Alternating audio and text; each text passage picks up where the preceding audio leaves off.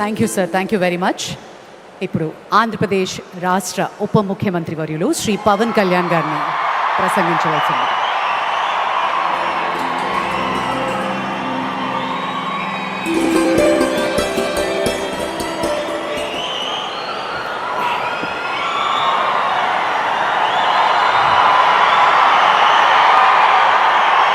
మహోన్నత భారతదేశానికి యుగ పురుషుడిగా, వికసిత్ భారత్ మహాసంకల్పానికి దూరదృష్టి గల రూపకర్తగా, ధర్మాన్ని, భారతీయ శాశ్వత నాగరికత విలువల్ని పరిరక్షించడంలో ఆచంచల నిబద్ధతను కనపరుస్తూ తన దూరదృష్టి గల నాయకత్వంలో 140 కోట్ల భారతీయుల ఆశయాలకు నూతన స్ఫూర్తినిచ్చి దేశాన్ని అపూర్వ ప్రగతి పథంలో వేగంగా ముందుకు నడిపిస్తూ ఆత్మనిర్భరత స్ఫూర్తిని, జాతి గొప్పతనాన్ని మరింత బలోపేతం చేసి ప్రపంచ వేదికపై భారతదేశాన్ని ఆత్మవిశ్వాసంతో కూడిన గౌరవప్రదమైన స్థానం నిలబెట్టిన మన గౌరవ ప్రధానమంత్రి శ్రీ నరేంద్ర మోదీ గారికి మన రాష్ట్ర ప్రజలందరి తరపున హృదయపూర్వక అభినందనలు తెలియజేస్తున్నాం. వేదిక పైన ఆసీనులైన honourable governor of Andhra Pradesh Shri Abdul Nazeer గారికి, విజనరీ లీడర్ శ్రీ గౌరవ ముఖ్యమంత్రి శ్రీ నారా చంద్రబాబు నాయుడు గారికి, honourable union minister civil aviation Kinjarapu Rammohan Naidu గారికి, honourable governor of Goa Shri Pusapati Ashok Gajapathi Raju గారికి, గౌరవ కేంద్ర మంత్రి వర్యులందరికీ, సోదర సమానులు శ్రీ నారా లోకేష్ గారికి, ఈ కార్యక్రమానికి విచ్చేసిన గౌరవ మంత్రివర్యులు, పార్లమెంట్ సభ్యులు, శాసనమండలి సభ్యులు, శాసనసభ్యులు, విశిష్ట అతిథులు, ప్రజాప్రతినిధులు, ప్రభుత్వ అధికారులు, మీడియా మిత్రులకి అందరికీ, భారీ సంఖ్యలో విచ్చేసిన ప్రజలందరికీ, అలాగే ఈ వేడుకను వివిధ మాధ్యమాల ద్వారా వీక్షిస్తున్న ఆంధ్రప్రదేశ్ ప్రజలందరికీ, దేశ విదేశాల్లో ఉన్న భారతీయులందరికీ నా హృదయపూర్వక నమస్కారాలు తెలియజేస్తున్నాను. ఈ నేల బానిసగా ఉండదు, ఈ జాతి ఎవరికి తల వంచదని సవాల్ విసిరిన అసామాన్య విప్లవ వీరుడు అల్లూరి సీతారామరాజు గారు, ఆయన పేరు మన ఎయిర్పోర్ట్కి పెట్టడం చాలా చాలా స్ఫూర్తిదాయకం. As we dedicate this airport to the people, one thought comes to my mind: Alluri స్ఫూర్తి రెక్కలపై ప్రపంచాన్ని చేరే Andhra Pradesh. Rooted in Alluri's ideals and driven by the aspirations of our people, Andhra Pradesh is ready to soar to greater heights. ఈరోజు మన గౌరవ ప్రధానమంత్రి శ్రీ నరేంద్ర మోదీ గారి చేతుల మీదుగా అల్లూరి సీతారామరాజు అంతర్జాతీయ విమానాశ్రయానికి, జాతికి దీనిని అంకితం చేయటం ఆంధ్రప్రదేశ్ అభివృద్ధి ప్రస్థానంలో ఒక నూతన అధ్యాయానికి నాంది పలుకుతుంది. మోదీ గారి నాయకత్వంలో ఈరోజు 17,435 కోట్ల విలువైన అభివృద్ధి కార్యక్రమాలు ప్రజలకి అంకితం కావడం, అలాగే national highway projects, energy infrastructure ప్రాజెక్టులో ప్రారంభోత్సవాలు, శంకుస్థాపనలు జరగడం మన రాష్ట్ర అభివృద్ధిలో చాలా కీలకమైన ఘట్టం. ఈ ప్రాజెక్ట్స్ కనెక్టివిటీని బలోపేతం చేయడం కాదు, ఎనర్జీ సెక్యూరిటీని పెంచి ఇండస్ట్రియల్ గ్రోత్స్కి మరింత వేగాన్ని అందించి యువతకి ఉపాధి అవకాశాలు మెరుగుపరిచి ఆంధ్రప్రదేశ్ని మరింత వేగంగా అభివృద్ధి పదంలో ముందుకు నడిపిస్తాయి. ఒక దేశం కేవలం ప్రకటనలతో అభివృద్ధి చెందదు, ప్రజల కళల సాకారం అయ్యే మౌలిక సదుపాయాలతో అభివృద్ధి చెందుతుంది. So honourable Modiji, your vision of Viksit Bharat and Atmanirbhar Bharat is transforming the nation across every sector, from highways to railways, from ports to airports, from digital infrastructure to defense, manufacturing and renewable energy. చరిత్ర కేవలం మన నిర్మించిన కట్టడాలను మాత్రమే గుర్తుంచుకోదు, వాటి ద్వారా నిర్మితమైన భవిష్యత్తుని గుర్తుంచుకుంటుంది. ఈ విషయం మీ నాయకత్వంలో ఆంధ్రప్రదేశ్కి లభిస్తున్న అభివృద్ధిలో చాలా చాలా స్పష్టంగా కనిపిస్తాం. ఇదివరకే విశాఖపట్నంలో 2 లక్షల కోట్ల పైగా పెట్టుబడులు, అందులో ఎన్టీపీసీ గ్రీన్ హైడ్రోజన్ హబ్, జాతీయ రహదారులు, రైల్వే ప్రాజెక్టులు, అలాగే అమరావతి కోసం 50,000 కోట్ల పెట్టుబడులు, రాయలసీమ అభివృద్ధికి 13,400 కోట్ల ప్రాజెక్టులు మన రాష్ట్ర అభివృద్ధికి బలమైన పునాది వేస్తున్నాయి. South Coast railway zone at Visakhapatnam ఏర్పాటు ద్వారా ఆంధ్రప్రదేశ్ ప్రజల చిరకాల ఆకాంక్షను సాకారం చేసింది.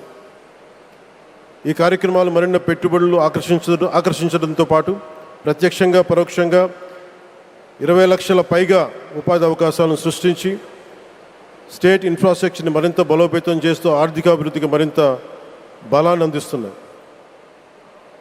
అలాగే గౌరవ చంద్రబాబు నాయుడు గారి నాయకత్వంలో, ఆయన మార్గదర్శకత్వంలో, వారి నాయకత్వంలో ఆంధ్రప్రదేశ్ దేశంలోనే అగ్రగామి రాష్ట్రంగా అవతరిస్తూ ఉంది. ప్రత్యేకించి ఈ విమానాశ్రయానికి అల్లూరి సీతారామరాజు గారి పేరు పెట్టడం ఆ మహావీరుడికి నివాళి మాత్రమే కాదు, ఆయన ఆశయాలను, ఆయన స్ఫూర్తిని భావితరాలకు అందించే చాలా చాలా గొప్ప నిర్ణయం.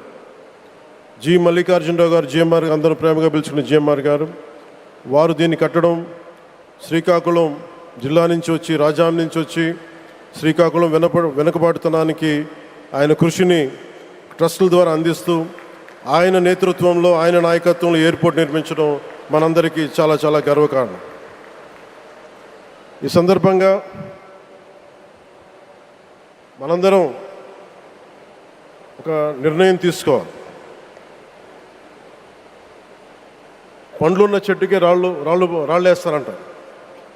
కష్టపడే కుటుంబ సభ్యుడు, తండ్రి కావచ్చు, పెద్ద కొడుకు కావచ్చు, అందరూ అతని మీద పడతారు. నువ్వు ఎక్కువ కష్టపడు, ఎక్కువ తిట్లు తింటావు. అలాంటిది మనం ఎలాంటి పరిస్థితుల నుంచి వచ్చాం?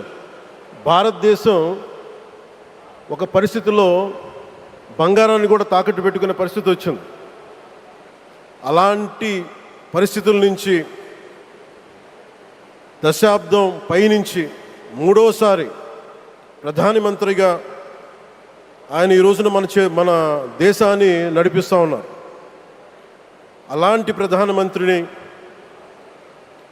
చాలామంది ఆయన మీద మాట్లాడుతూ ఉంటే, ఆయన్ని అనకూడని మాట్లాడుతూ ఉంటే నా గుండె కదిలించేసింది, నా కన్నీళ్ళు వచ్చినాయి, బాధ వచ్చింది.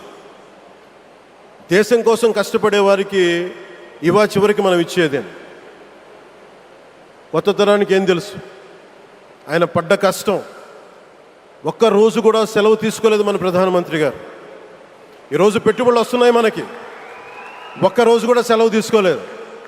శత్రు దేశాలు, మన అభివృద్ధికి ఈర్ష్యపడే పశ్చిమ దేశాలు, వీటన్నిటినీ తట్టుకొని ఒకవైపు విదేశాల్లో ఉండే శత్రువులతో పోరాడాలి, దేశాన్ని అభివృద్ధి పదంలో తీసుకెళ్దామంటే అంతర్గత శత్రువులతో పోరాడాలి. అలాంటి వ్యక్తికి మనం ఇవ్వగలిగేది కేవలం మేమున్నాం మీ వెంట, మీ మీద మాట పడితే అది మా మీద పడ్డట్టే, అదే మనం వారికి ఇవ్వాల్సింది. నిజంగా ఆయన జంతర్ మంత్రులు అన్ని మాట్లాడుతూ ఉంటే నేను ఈ రోజున ప్రధానమంత్రి గారికి ఒకటే ఇస్తున్నాను, మిమ్మల్ని కొట్టే నాయకుడు లేడు ఈ భారతదేశంలో, రాబోడు. కానీ మీరు పడ్డ శ్రమ, మీరు పడ్డ కష్టం ఎవరు తీసుకోలేరు. ఎన్ని బాధలు పడ్డా, ఎన్ని దెబ్బలు తిన్నా ఈరోజు మనం గర్వంగా చెప్పుకుంటున్నాం. మన ఉత్తరాంధ్రకి ఎయిర్పోర్ట్లు వచ్చినాయి, ఇన్ని లక్షల పెట్టుబడులు వచ్చింది ఆంధ్రప్రదేశ్కి. కానీ ఇవన్నీ తట్టుకొని చెయ్యాలి అంటే 144 కోట్ల తాలూకు ప్రజల ఆకాంక్షల్ని ఎంతోమంది వెనక్కి లాగుతున్నా, ఒకళ్ళు ముందుకు తీసుకెళ్లాలంటే ఎంతమంది తిడుతున్నా, విమర్శిస్తున్నా తీసుకెళ్తున్నారంటే ఒకే ఒక్క నాయకుడు, ప్రధానమంత్రి శ్రీ నరేంద్ర మోదీ గారు. నేను ఎందుకు తపన పడ్డాను, నేను అలయన్స్ కోసం ఎందుకు తపన పడ్డాను, మీ నాయకత్వం మాకు కావాలి ఎందుకు తపన పడ్డానంటే, ఈరోజు ఎయిర్పోర్ట్ ఆపేశారు. ఒక చిన్నపాటి ఎర్ర బస్సు కూడా రాని చోట ఎయిర్పోర్ట్ అవసరం లేదన్న వ్యక్తులకి సమాధానం ఇదే. ఇన్ని వేల మందికి ఇన్ని వేల కోట్ల పెట్టుబడి వచ్చింది అంటే ఆశీస్సులు కావాలంటే, దేశం కోసం నిలబడే నాయకుడికి మన అండగా ఉంటే ఏం జరుగుద్ది అంటానికే ఈ భోగాపురం ఎయిర్పోర్ట్ ఈరోజు ప్రారంభోత్సవం నిలువెత్తు నిదర్శనం. ముఖ్యంగా 25 సంవత్సరాలు లోబడి ఉన్న పిల్లలు ఉన్న ప్రతి ఒక్కరికి కూడా నేను ఈ సందర్భంగా తెలియజేస్తున్నాను. పిల్లల్ని సరైన దారిలో పెట్టడం, సరైన సంస్కారాలు నేర్పించడం చాలా చాలా అవసరం. ఈరోజు పొద్దున్నే ప్రధానమంత్రి గారి స్టేట్మెంట్ చూశాను. ఆయన తిట్టిన ఎన్ని దూషించారో వారిని కూడా పెద్ద మనసుతోటి క్షమించారు ఆయన. అలాంటి ప్రధానమంత్రి గారికి మీ పాదాలకు నేను నమస్కారం తెలియజేస్తున్నాను. నిజంగా మీ ఉన్నతి, మీ ఔన్నత్యం ఈరోజు చాలా చాలా స్ఫూర్తిదాయకం. భారతదేశం మీ అందరికీ కూడా, ప్రజలందరికీ కూడా, ఆంధ్రప్రదేశ్ ప్రజలందరికీ కూడా, దేశ ప్రజలందరికీ కూడా ఒక నాయకుడి కష్టాన్ని మనం వెంటనే గుర్తించలేం. ఆయన ఎంత తపన పడుతున్నారు. ఒక కుటుంబాన్ని నడపడం ఎంత కష్టపడుతున్నాం. 140 కోట్ల మంది ప్రజలు నడపడం ఎంత ఆషామాషి వ్యవహారం కాదు. ముందుకు తీసుకెళ్లే నాయకుడికి తెలుస్తుంది. అలాంటి వ్యక్తికి మనం ఏమి ఇవ్వగలం. దేశాన్ని నడిపించడం అంటే రామకార్యం లాంటిది. హనుమంతుడు లంకకు లంఘించినప్పుడు అనేక అవంతరాలు వచ్చినాయి, అనేక అడ్డంకులు వచ్చినాయి. రామకార్యం చాలా గొప్పది. అలాగే ఈరోజు ప్రధానమంత్రి గారు దేశాన్ని ముందుకు నడిపించేది బృహత్కార్యం, చాలా మహాకార్యం అది. అలాంటి వ్యక్తికి మనం ఇవ్వగలిగేది, హనుమంతుడికి మనం ఏమి ఇవ్వగలం? నువ్వెంత గొప్పగా లంఘించావు, ఎంత కష్టపడ్డావు. ఏ దేవతకైనా ఇవ్వాల్సిన స్తుతే. వాళ్ళు మన నుంచి ఏమి కోరుకోరు. ఒక తల్లిదండ్రులకి మనం ఏం కోరుకోరు. అమ్మ నువ్వు మా కోసం కష్టపడ్డావు, నాన్న నువ్వు మా కోసం కష్టపడ్డావు అని. అలాగే ఈ దేశ ప్రధానికి, సెలవు తీసుకోకుండా పనిచేస్తున్న ఈ దేశ ప్రధానికి మనం ఇవ్వగలిగేది, మీరు మా కోసం ఎంత కష్టపడ్డారు, మీరు మా కోసం నిరంతరం ఎంత శ్రమ తీసుకున్నారని చెప్పడమే మనందరి కర్తవ్యం.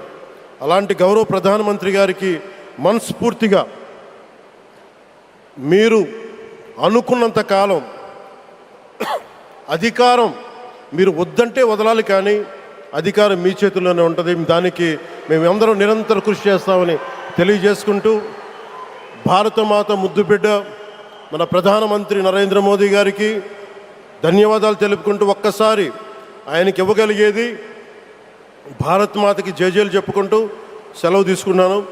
భారత్ మాతాకి, గౌరవ ప్రధానమంత్రి గారికి మరోమారు ధన్యవాదాలు తెలుపుకుంటూ, మీ ఆశీస్సులు మా అందరికీ కావాలి, రాష్ట్రానికి కావాలని తెలియజేసుకుని సెలవు తీసుకున్నాను. జై భారత్ అండ్ జై హింద్.